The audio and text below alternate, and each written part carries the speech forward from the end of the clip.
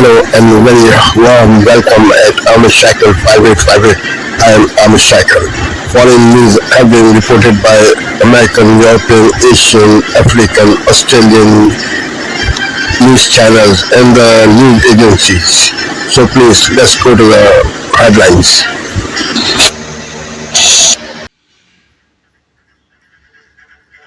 This is nightly news with Tom Yamas. And good evening. I'm Sam Brock, in for Tom tonight. The situation is both dangerous and still unfolding for 32 million people under flood alerts in California, with a new round of rain arriving. Take a look at this. The hard-hit mountain community of Wrightwood is slammed with torrential rain overwhelming the town. Mud reaching the roofs of some homes. People there still under orders to shelter in place. Near Los Angeles, water surging through this small parking lot, gushing out like a waterfall. And across the region, harrowing rooftop rescues after heavy rain sent debris crashing through neighborhoods. Now attention turns to the Northeast, where a major post-holiday storm is also taking aim, with heavy snow projected. But we begin tonight on the West Coast with Dana Griffin. Tonight, after life-saving rescues as a deadly storm battered the West Coast, there's still a threat of mudslides and more flash flooding. The area hardest hit, this mountain community in Wrightwood. Dina Talling is stuck there without power. How has this impacted your Christmas? Oh gosh, so I just became a grandmother for the first time 3.5 weeks ago. Yeah, and I'm stuck up here. Alone. In San Bernardino County, where raging water flooded entire communities, many who didn't evacuate were forced to shelter in place or be rescued. When you see those images, it doesn't look real.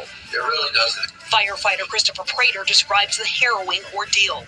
They were taking people from homes. They were rescuing people from vehicles. Some of those homes were cut off.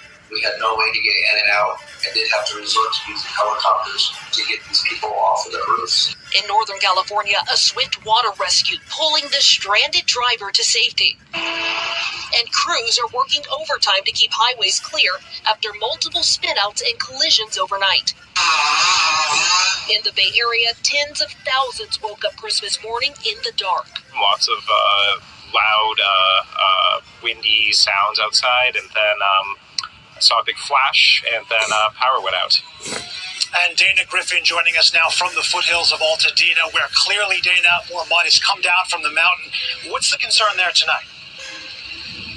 Well, more rain and mud. Crews had to scrape an additional 3 to 4 feet out of the roadway, dumping it here, and problems can persist even days after this storm passes. Sam? Dana Griffin, thank you so much. And already a winter storm warning is up for New York City, with the East Coast poised to get the most snow yet of the year. NBC Chicago meteorologist Kevin Jeans joins us. And Kevin, how much snow are we looking at? Hey, Sam, so big travel impacts from this Northeast beginning tomorrow afternoon, and this is going to ramp up through Friday afternoon, lasting through Friday night into Saturday morning. There's going to be heavy snow and a wintry mix. You have ice storm warnings over western Pennsylvania.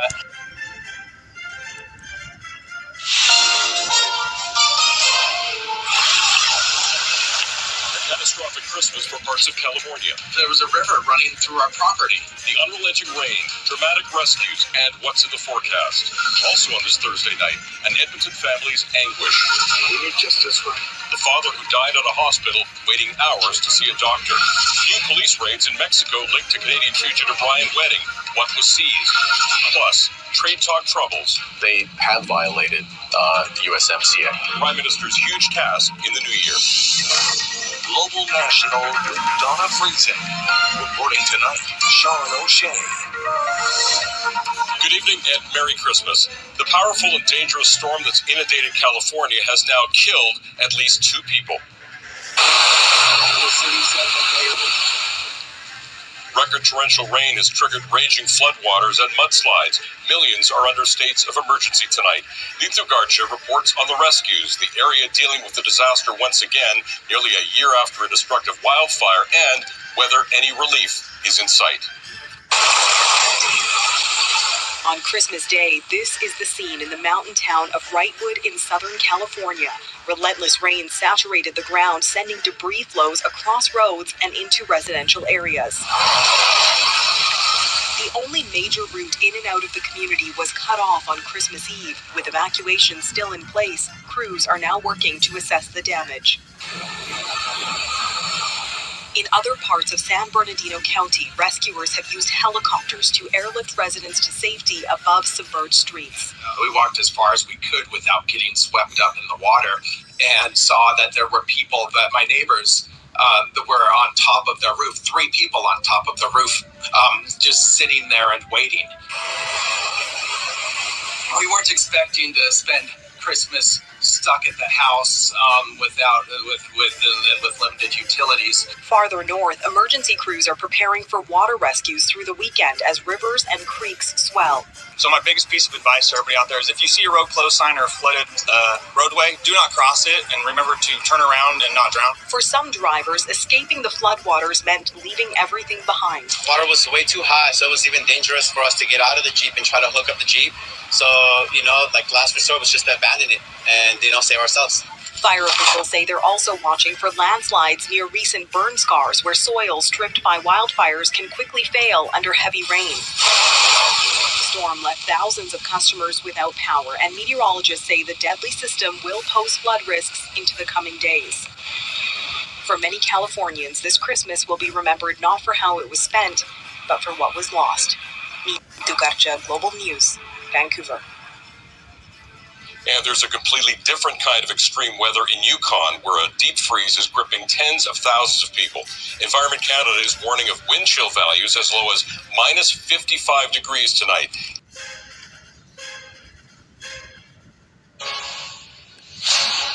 This is Sky News, the headlines. The US launches airstrikes on Islamic State targets in Nigeria, with the Defense Secretary warning more to come. The King calls for kindness, compassion and hope in his Christmas broadcast and pays tribute to the wartime generation. The way communities came together in the face of such great challenge carry a timeless message for us all.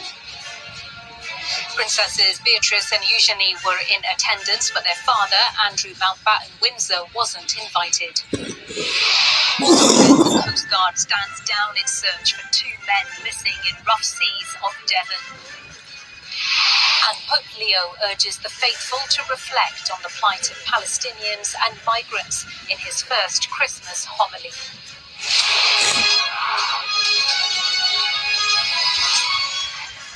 Welcome to the programme. We start this morning with some developing news. And the US says it's launched strikes against Islamic State militants in northwest Nigeria.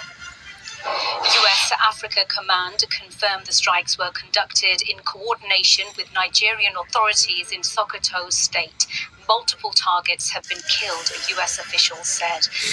Well, President Trump posted on Truth Social, tonight at my direction as Commander-in-Chief, the United States launched a powerful and deadly strike against ISIS terrorist scum in northwest Nigeria, who have been targeting and viciously killing primarily innocent Christians at levels not seen for many years and even centuries. Meanwhile, Defense Secretary Pete Hegseth warned there would be more to come. Writing on X, he said, the president was clear last month the killing of innocent Christians in Nigeria and elsewhere must end. The Department of War is always ready, so ISIS found out tonight on Christmas. Well, following the updates from US officials, Nigeria's foreign ministry confirmed that precision airstrikes by the US had hit terrorist targets in the country's northwest. We will, of course, keep you updated on all the latest developments as they come in. To other news now, and the King shared a personal message about the need for kindness, compassion and hope in times of uncertainty this Christmas. During his annual Christmas broadcast, the monarch referred to division both at home and abroad and reflected on the importance of learning from the wartime generation, paying tribute to their courage and sacrifice. Before that, the King and Queen led members of the royal family to their Christmas church service at Sandringham in Norfolk. But there was no sign of Andrew Mountbatten Windsor, as our royal correspondent Rhiannon Mills reports. This is Asia Now. It's 11 a.m. in Singapore and Hong Kong, 8:30 in New Delhi and 10 o'clock in Jakarta. I'm Clara Lee. At this hour, Malaysia's High Court to deliver its long-awaited verdict in former Prime Minister Najib Razak's 1MDB trial. The ex-premier is facing 4 counts of abuse of power and 21 counts of money laundering. Myanmar's military says it will hold the third and final round of elections on the 25th of January. The announcement comes days before the first phase of voting begins on Sunday. And the U.S. strikes Islamic State group in Nigeria. President Donald Trump says the airstrikes were carried out at the request of the Nigerian government, as he accuses ISIS fighters of targeting Christians in the region.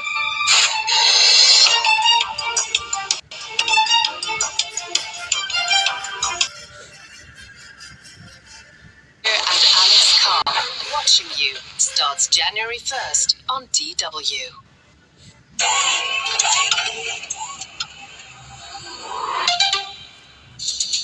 This is DW News live from Berlin. The U.S. says it's launched deadly airstrikes on Islamic State forces in Nigeria. Donald Trump says the, quote, powerful and deadly strikes are a response to what he claims is the militant group's targeting of Nigerian Christians.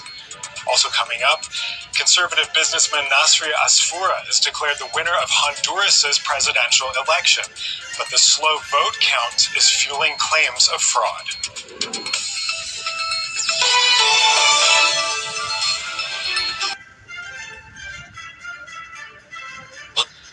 The sun's turning up, and you can wind down. Bang. They all live on the same street. I feel like Sharon Stone. ABC iView is just what your summer needs. So you'd think, with great series waiting to binge. Yes! Whatever you're into. Oh my God. Stream them all now on ABC iView.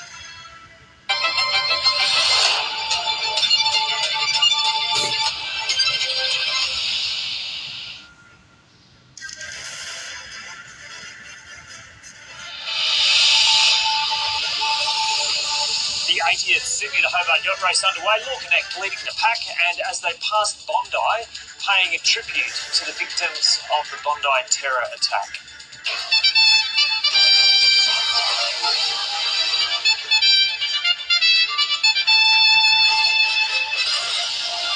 An exclusion zone in place around a partially collapsed crane after a Christmas Day storm battered the Gold Coast. Fire crews battle ablaze southeast of Perth that's threatening the Boddington town site. And Australia are off to a disastrous start in the Boxing Day test. The hosts all out in the first innings for 152.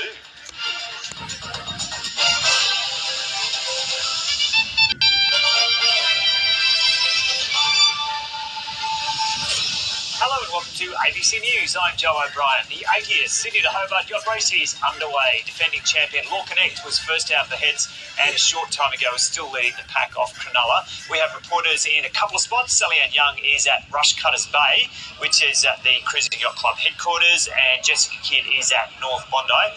Sally-Ann, to you first. So what can you tell us? So, as you just said, Law Connect was first out of the heads. They're followed very closely at the moment by Palm Beach and Masterlock Comanche. They're neck and neck for second and third. Though, if you can look online, you can actually follow them as they head down the coast. And it seems as though Masterlock Comanche is just a little bit further out than Palm Beach at the moment. So that could be a tactical reason. We're not sure, but it'll be interesting to follow them as they go down there. Behind me, there are obviously scattered all these different yachts. One of those very, very far out the back is Yendi's. Yendi's did not start, so that means there's only 128 yachts in the race now. They had a backstay that's broken, and that keeps up the mast, which helps keep the sails going. You can't really sail down to Hobart without your sails. And then Sumatra is also just waiting outside of the heads. They're fixing a hydraulic problem, but they are hoping to get underway soon. And as all of the yachts passed by at Bondi, there were some beautiful tributes to the victims that were lost 12 days ago in that Bondi terrorist attack. They threw rose petals overboard to honour those victims as they went down past Bondi, and there was about 15, or some of them not even part of that 15, just wanting to pay their respects for when they were passing through Bondi. Okay, now to Jessica Kidd at North Bondi, where spectators gathered to catch a glimpse of the race. Jessica, so what's it been like there? Well, Joe, as you can see, it is raining. It's blowing a gale here. I'm on a headland overlooking North Bondi, and you can see Bondi Beach behind me in the distance. Now, there are yachts offshore. I don't know if you can see them, though, Joe, because but there has been this really squally gale. Yeah, I can just see them, but there has been a rain gust just come in as we were getting ready to speak to you. So, unfortunately, there were people here trying to catch a glimpse of the fleet as it heads south. They have packed up and sought cover, but we are bravely here, Joe, bringing you the latest on the Sydney to Hobart. Now, as Sally Ann mentioned, the leaders of the pack are already quite far south, around approaching Cronulla, but the bulk of the fleet is still around this sort of Bondi, Tamarama, Bronte area. We can see them offshore. They are making their way south, but the conditions are going to be challenging for those crews. They've proven pretty challenging for the spectators on shore, and despite these cold and windy conditions, there have been hundreds of people out today to see the start of the Sydney to Hobart yacht race. We were at Camp Cove earlier on the harbour front talking to you to see the start of that race, that really exciting start, and there have been people along the headland here overlooking the ocean as those boats head south, Joe. It is going to be a really interesting day or so ahead for the fleet and for people watching, hopefully from the warmth of their living rooms now. Okay, well...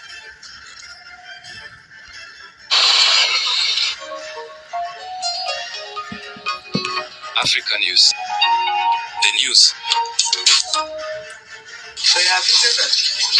In the courtyard of his family home, Emmanuel Ibrahim is welcomed by family members after spending a month being held hostage by kidnappers. Ibrahim is a social studies teacher at St. Mary's School in Papiri. He described harrowing conditions with kidnappers, who he referred to as terrorists. Well, actually, as I said earlier, there's more children and women than men. And most especially the children, many of them are in very bad condition. There's one of these child that lost his life over there due to the weather and even the feeding. They are not feeding well. So one fateful day like that, they just wake up and discover that the child is no longer alive. So it's among the terrorists that picked the child and went away to bury the child over there. Ibrahim is among the 130 students and teachers who were released Sunday, the last of the group that remained in captivity after 100 were released earlier this month. Officials did not say whether a ransom, common in such abductions, had been paid. No group has claimed responsibility, but residents blamed armed gangs that target schools and travelers in kidnappings for ransom. Actually, I'm so happy because in my expectation, I was not expecting if I would have the opportunity to celebrate the Christmas with my family. As God may have it, all of a sudden, I'm just seeing it as a dream for me to just wake up and realize with my family, with everyone. I'm so happy, I'm so excited. School kidnappings have come to define insecurity in Africa's most populous country. Most of those seized in the attack were aged between 10 and 17, the school said.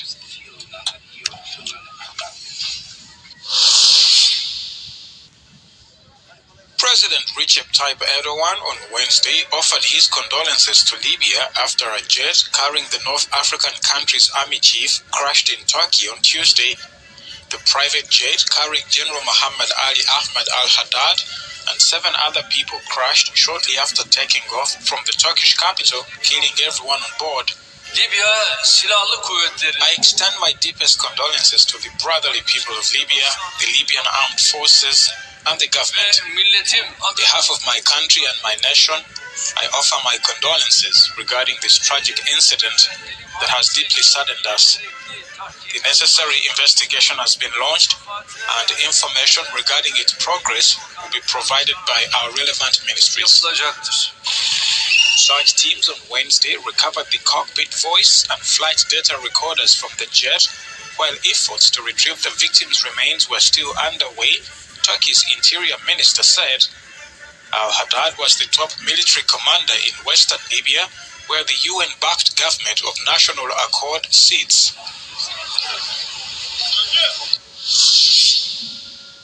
Overfishing is a problem everywhere. Here in Lake Malawi, they've found a solution. Limits on fishing for a specified period of time. That allows fish to breed and gives young fish time to grow. Residents of the Lake's Mbenje Island are used to respecting the rules. Here they govern a lot more than fishing. Here on the island there are rules. They're enforced. No women are allowed. No beer or any kind of alcohol is allowed here. Stealing is not allowed. If you're found stealing, you will be sent off the island. And no fighting is allowed.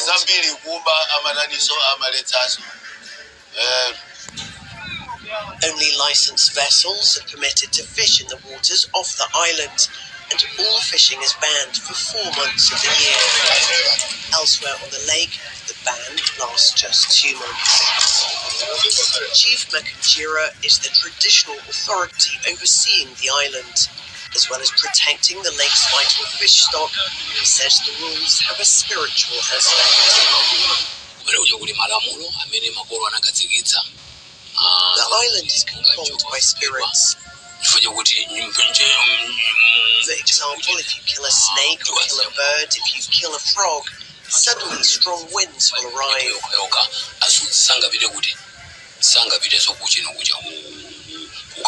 This can go on for 2 or 3 months because the spirits are not happy. When the wind blows for 2 months, fishermen... Well, a new appeal from hip-hop mogul Sean Diddy Combs. His defense team is seeking his immediate release from federal prison, calling his 50-month sentence on charges of transportation for prostitution excessive. CB Cotton has the details live from our New York newsroom. Good to see you, CB. Hey, Lydia. Well, once one of the most powerful names in hip-hop, Sean Diddy Combs is now behind bars at that federal facility in Fort Dix, New Jersey, but his legal team says he should have never been sent there for this long. So on Tuesday, in an 84-page filing, Combs' attorneys asked a New York federal appeals court to immediately release Combs and send the case back for a new sentencing or grant him an acquittal. In July, a jury found Combs guilty on 2 counts of transportation to engage in prostitution and acquitted him of the most serious charges, racketeering conspiracy and sex trafficking. In the fall, the judge then sentenced Combs to a little more than 4 years behind bars, citing testimony from former girlfriends who said they felt pressured to participate in drug-fueled sex parties with male escorts called hotel nights or freak-offs. But the rapper's lawyers argue this sentence was punishment for crimes that the jury rejected. They wrote in the filing, quote, "He sits in prison today serving a 50-month sentence because the district judge acted as a 13th juror. The judge defied the jury's verdict and found Combs, quote, coerced, exploited, and forced his girlfriends to have sex and led a criminal conspiracy," end quote. Throughout the appeal, Combs' attorneys go on to describe the case as an unfair prosecution of consensual sex between adults. We're monitoring to see whether prosecutors file a reply to these arguments from Combs' defense team, but we know during the trial that prosecutors repeatedly accused the former hip-hop mogul of trying to minimize his actions. For now, Combs remains in prison with a projected release date for early 2028. Lydia. CB, I'd be willing to bet those prosecutors are going to start working on the reply just as soon as this holiday's over, if they haven't already. Yeah. Great to see you, CB. Merry Christmas to you. Merry Christmas. CB, Lydia, thank you very much. For more on this, let's bring in trial attorney Kelly Hyman. Kelly, I want to start just by sort of resetting the stage and reminding our viewers what Diddy was actually found guilty of. So take a look. It was racketeering conspiracy, not guilty. Sex trafficking, 2 counts, not guilty. But transportation to engage in prostitution, 2 counts, he was found guilty. Now, of course, there was damaging reputational evidence throughout the trial, including domestic violence and the tales about the freak-offs and all that. Is it true, in your view, what his lawyers are arguing, that the sentence of 4 years in prison was too much? Does the punishment fit the crime? I think that's going to be key. So when we look at this case, we have to think about what exactly Diddy was. Europe Rendezvous, presented by Armin Georgian on France 24. Hello, welcome to Night Watch here on France 24. Let's take a look at some of our top stories. Nigeria confirms that the US forces have conducted deadly strikes in the country's northwest against the Islamic State group. Donald Trump warned that if the militants continued killing Christians, they will be held to pay. The American president posted on his social platform that numerous strikes hit IS targets on Christmas Day. President Zelensky says to have had very good talks with US envoys Steve Witkoff and Jared Kushner to end Russian war in Ukraine. The 20-point plan is being reviewed by the Kremlin and is expected to respond next week. Cleared of corruption charges, Tariq Rahman, preparing for next year's elections, returns to Bangladesh, ending nearly 17 years of exile. Acting as chairman of the Nationalist Party, the BNP, he hopes to be the country's next prime minister.